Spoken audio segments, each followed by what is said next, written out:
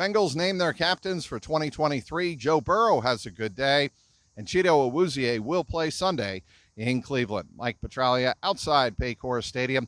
A busy Monday, Labor Day, as the Bengals indeed were back to work, taking care of some housekeeping items here on Monday morning before heading out on the practice field for a walkthrough and a practice. Now, first of all, in terms of what they did in the morning, the Bengals elected their 6 captains for the upcoming season. 3 on the offensive side of the ball, 3 on the defense. 3 offensive captains, really no surprise. Joe Burrow, running back Joe Mixon, and center Ted Karras. Defensively, DJ Reader, Sam Hubbard, and nickel corner Mike Hilton. Mike Hilton is a very interesting and I think very appropriate choice for the Bengals because he is someone with a lot of experience in the NFL, a lot of sage wisdom, advice, and perspective. What do the Bengals have in that secondary? They have a lot of young players. Even though they're young and skilled and talented, these young players look to older players maybe for some tips, how to handle things on the field, off the field, how to get ready for an upcoming game. Mike Hilton is the prototypical leader, and that is why the Bengals elected him as one of their 6 captains here on Monday morning. Joe Burrow as a team captain, that really should come as no surprise. It's his 3rd year as a captain of the Bengals. And Zach Taylor said Joe Burrow does so many things on the field in terms of taking command of the offense, speaking up when he needs to speak up, not speaking all the time, choosing his words carefully, and really has evolved into one of the best leaders the Bengals could ever have hoped for. Now, we have to wait and see whether or not the Bengals will get the contract extension done with Joe Burrow. Certainly that is a possibility later in the week. They'd love to get it done before the season opener Sunday afternoon at First Energy Stadium against the Browns. Now, what about Joe Burrow, the player?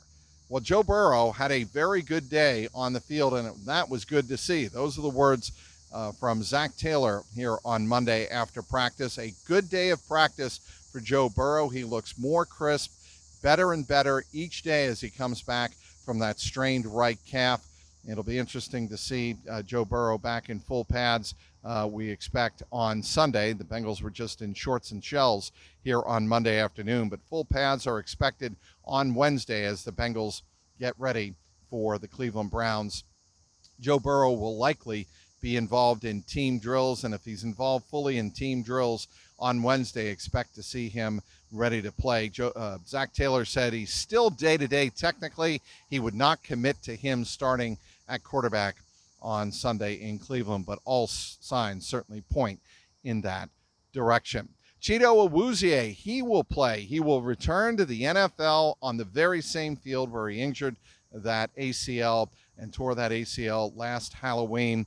Chido Awuzie looking forward to returning to game action, and Zach Taylor confirming that indeed he will play on Sunday against the Browns. Joseph Ossai, he is not week to week, but rather day to day. That again is a good sign for the Bengals, as Chido Awuzie was on the practice field. He was on the rehab field, but still on the field wearing his jersey. That is a very good sign.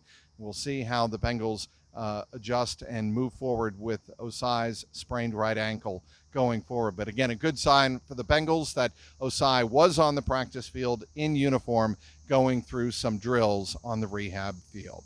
We'll have you covered all week long. Stay tuned to clnsmedia.com and my Twitter feed at Trags, Trags, as we await anxiously a potential Joe Burrow contract extension before the season opener against the Cleveland Browns. And of course, follow me as always on my YouTube page, youtube.com at Jungle Roar Pod, all one word. Outside Paycor Stadium, Mike Petraglia, CLNS Media.